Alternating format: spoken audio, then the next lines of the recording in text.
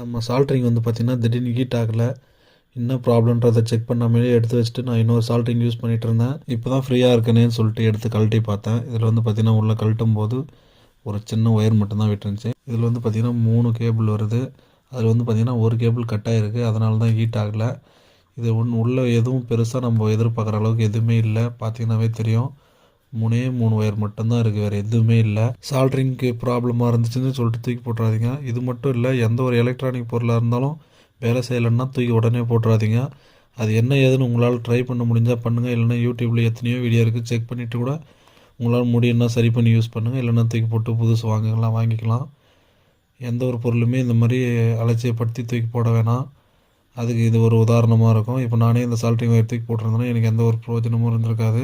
இப்போ இதை கழட்டி பார்க்கும்போது தான் தெரிஞ்சு ஒரு சின்ன மைண்ட்அவுட்டான ப்ராப்ளம் தான் இது.